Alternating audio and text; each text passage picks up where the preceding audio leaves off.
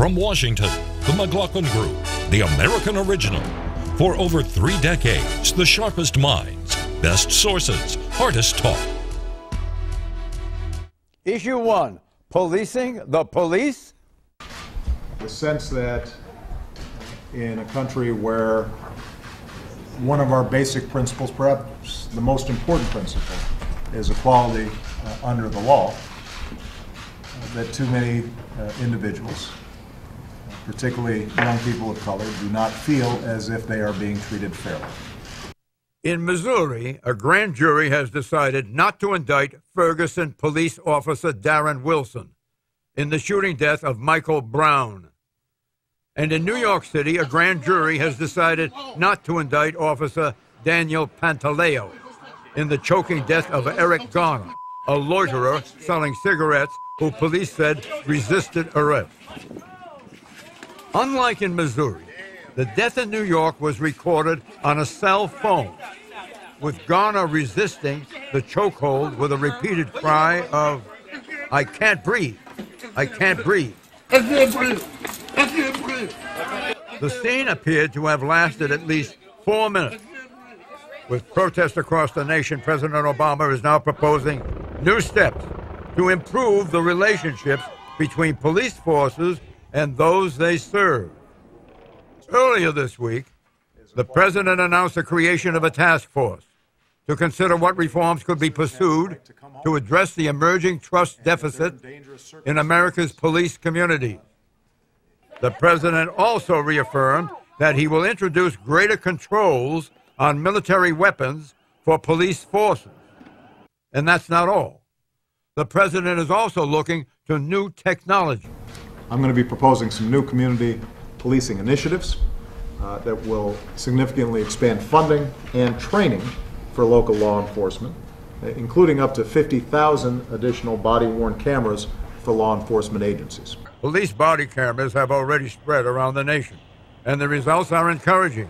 In 2012, police in Rialto, California, issued body cameras to their officers. That year, complaints against officers fell by 88%, and officer use of force incidents declined by 60%. Question, what will be the impact for American society as more and more police officers wear body cameras? Pat Buchanan. John, I think that's merely a technical point. I'm in favor of body cameras for cops. But I will tell you what is developing here is basically a real social, cultural, political collision between police who are being charged with being racist white cops all over the country who come down hard and go after, almost in a vigilante way, young black males. You've got demonstrations that are shutting down the hearts of great cities like New York, Grand Central Station, you got Times Square, the West Side Highway.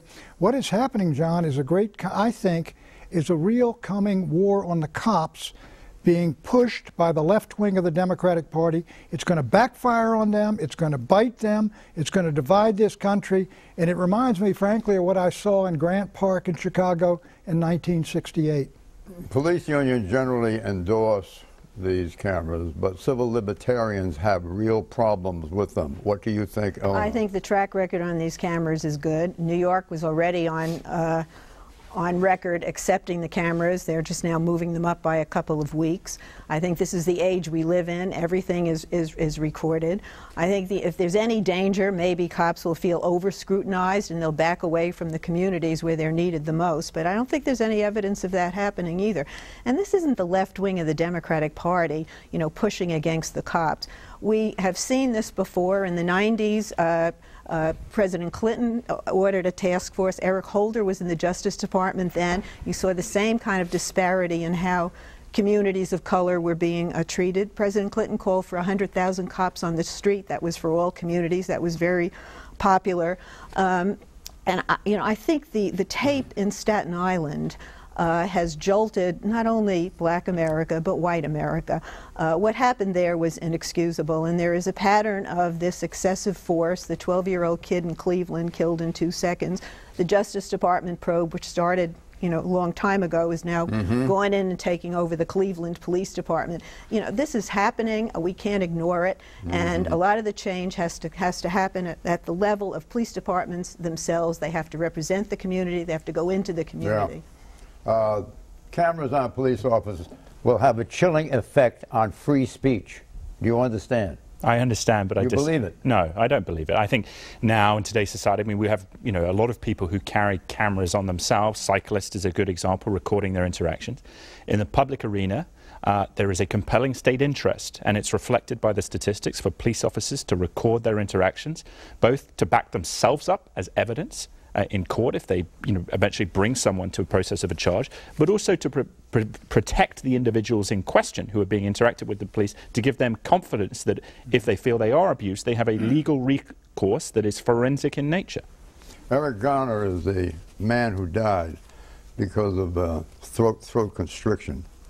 Would a camera on a police officer have made a difference there, on the person who was wrestling him to the ground? All of them.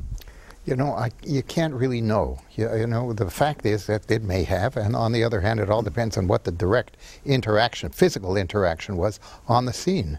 And, you know, the one thing that you know, there will be two effects. One is the police will be a lot more cautious because these cameras and these pictures will be made public, and they'll be, therefore, in a position to be shall we say, degraded on many levels, okay? The police are very sensitive. We have a huge issue because in most American cities you have a difference in the sense that it is highly occupied by minority populations.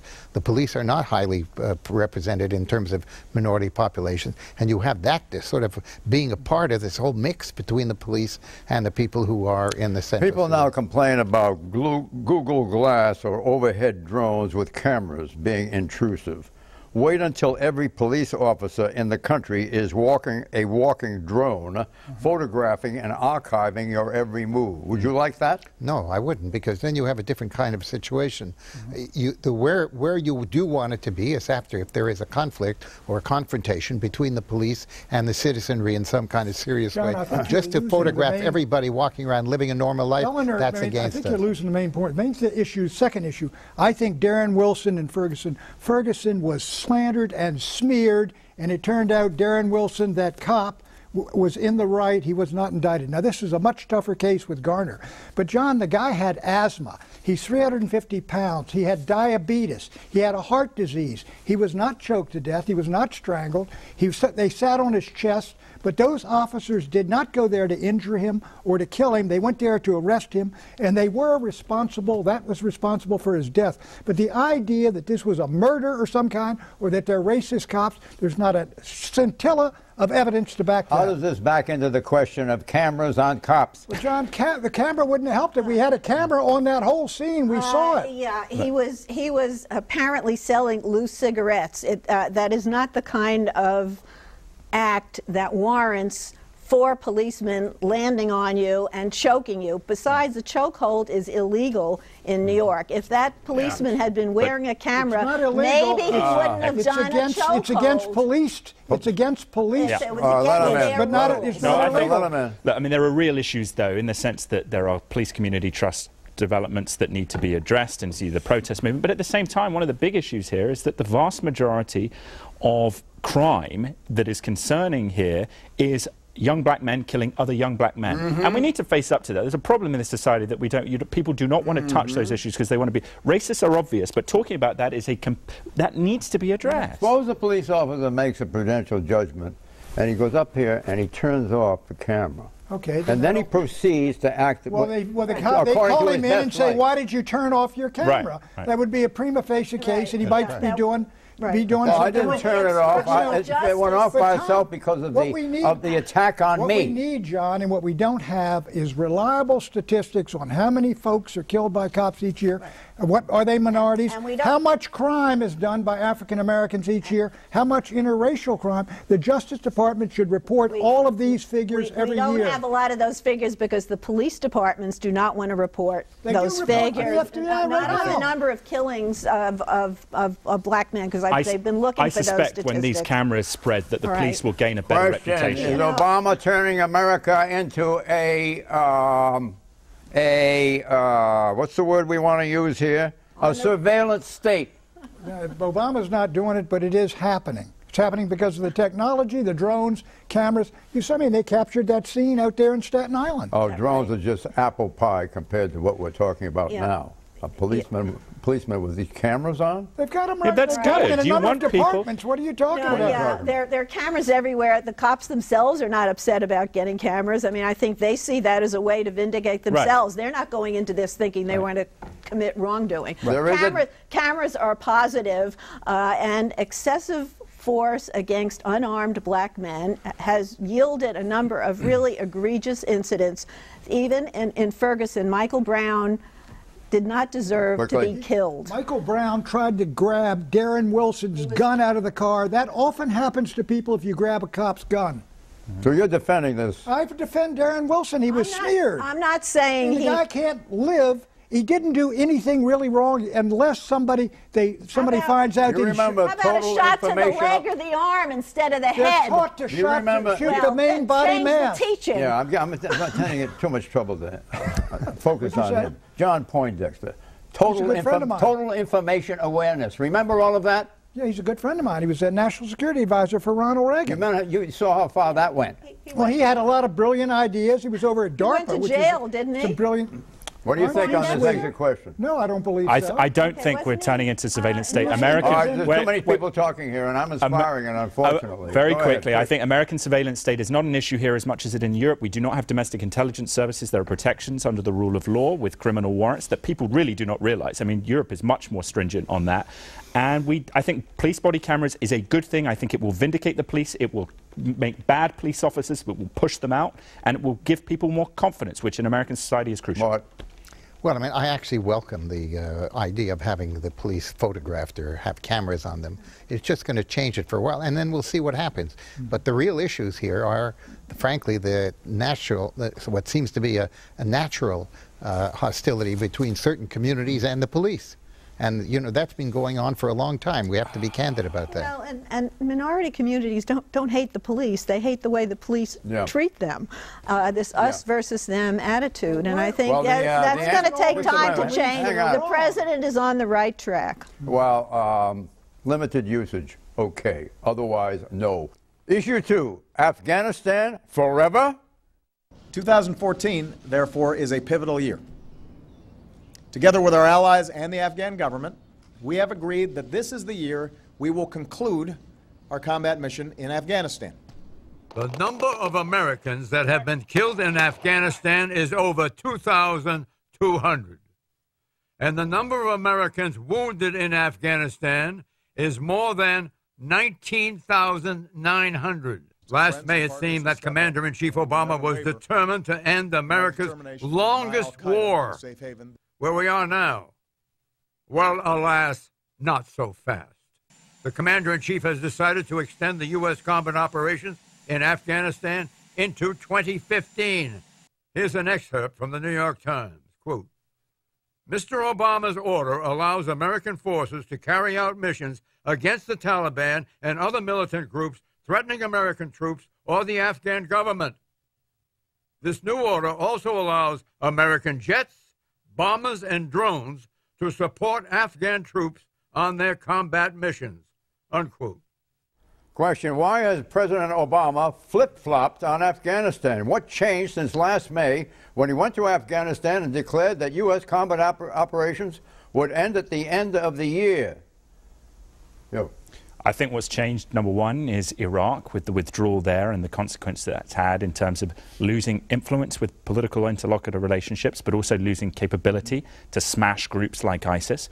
But really in Afghanistan, I think what the president is seeing, his military advisors are telling him, is that the Afghan army, though it is developing, though it is holding ground in places like Helmand and taking casualties and really acquitting itself in strong ways, as much as the Afghan National Police has issues, that until it develops the aviation, logistics, intelligence and other support factors, the United States needs to be there. So the president is right to do this, and he's right to allow America to be able to consolidate the gains we're making. Let us hear from an echo, I'm sure, from over here, from Eleanor. Well, what happened was the collapse of the Iraqi army, and I think that was a cautionary tale to not let that happen in Afghanistan. But this is sort of the rule number one of being a president if you've got troops in the field. It's called troop protection. And the generals and the people on the ground there were telling the president that they need more help in fighting off the Taliban and other extremist groups. So I think he's done the responsible thing. It is not escalating the war. It's trying to get out of the war in the safest way possible for a soft landing. John, what he's doing, he's trying to prevent happening in Afghanistan what happened in Cambodia and Vietnam and Iraq and Libya, and that is a decent interval after the Americans pull out before the collapse of the government.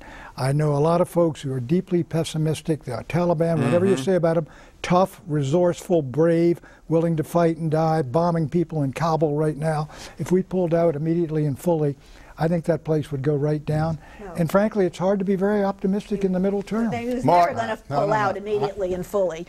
I agree with what Pat just said. That whole situation is deteriorating. The Taliban somehow or other keep on coming at them over and over and over again. The government is very, very weak. Without us, they would just fall apart. So we cannot, after all the sacrifice that we have made there and all the investment that we cannot just walk away. So I think this is... It's a new government, too. I mean, Karzai is gone, and the people in charge now are very friendly with the U.S. and they're competent. We do have, and I think, Eleanor, that is a key point. There. It is an opportunity, and the President, I think, you know, is good. I give the President credit. Under pressure from the Liberal base who would want a movement out, he is consolidating. And the Afghan National Army, again, this is a thing that is not reported as much as it should be, is holding ground. And the Taliban, actually, as much as, you know, Pat is right about that, the Taliban have alienated a lot of people, including in the Pashtun South. So there is an opportunity. This is not going to be some Jeffersonian democracy, but there is a potential to allow for a situation in which the Afghan government continues to develop, women have more rights, and that over the longer term, you have some semblance of a better state. I want to conclude with this general thought, and that is the leader of Russia is a man by the name of Putin, as we all know. He has reignited the great game. In addition to his territorial claims on Crimea and Ukraine, Putin has also asserted that the Central Asian countries of Kazakhstan, Kyrgyzstan, Uzbekistan, Tajikistan lack legitimacy and could be part of a Novorussia. Afghanistan is the new front line in what could be a tug-of-war in Central Asia between Russia and the West. What do you think of that?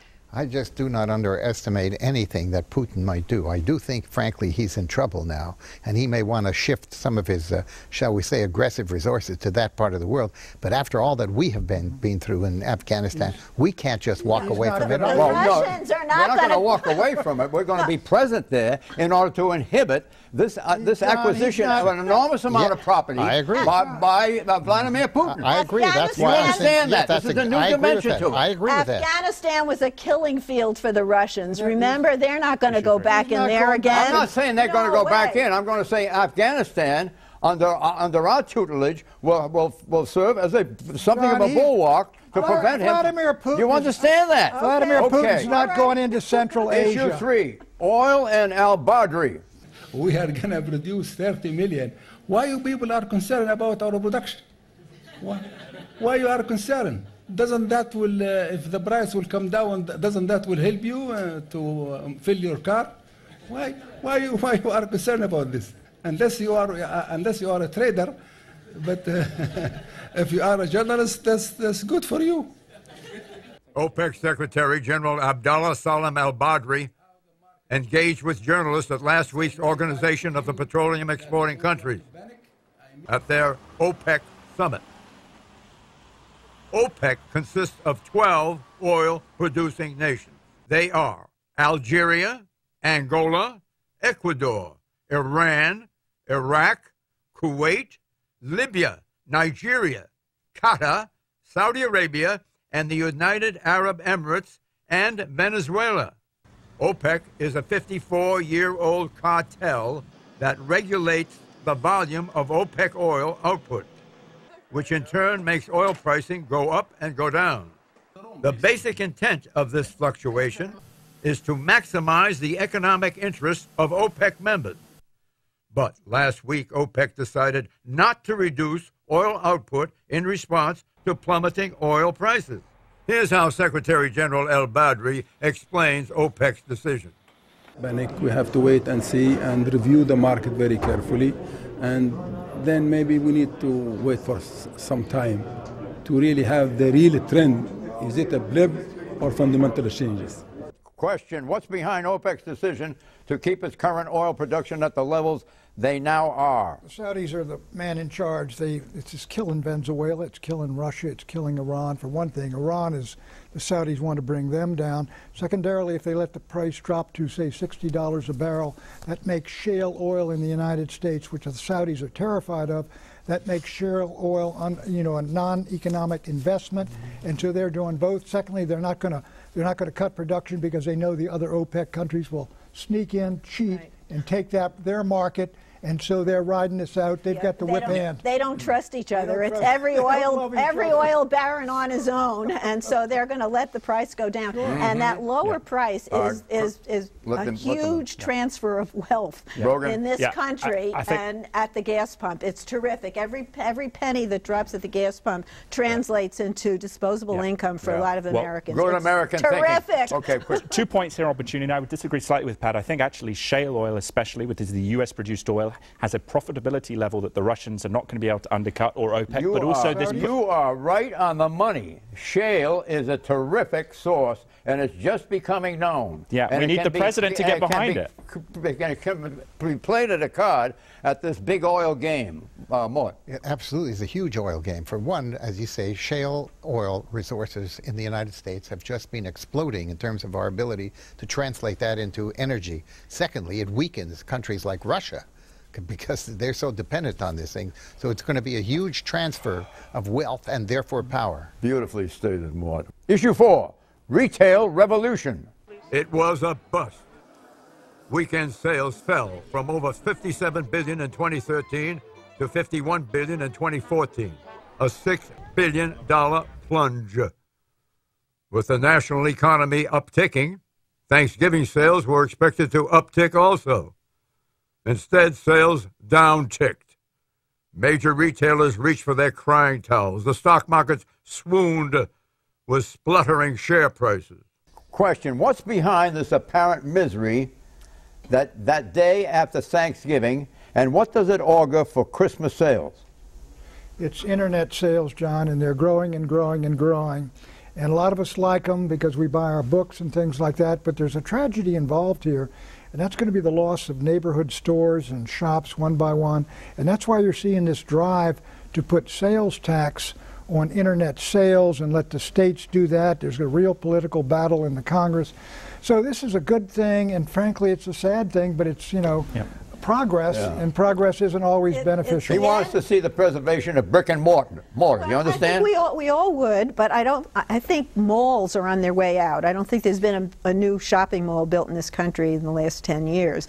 And what developers are now looking at, they call them the multi-use communities. There's a big one in Washington, D.C. called City Center. You have office buildings, you have high-rises, condos, and you have shops. And so the shops are just about as close as your internet. You can push send on your internet, but you can also walk to the bricks and mortar stores. That's the future. I will give you an example. I think the internet is a key thing. Is in my generation, I was looking and waiting for the deals on different websites, comparing. There are Google, whatever, Yahoo. You can compare different websites, get it at that moment. So people are waiting for the deal because there's more competition. Beautiful, beautiful. You hear that?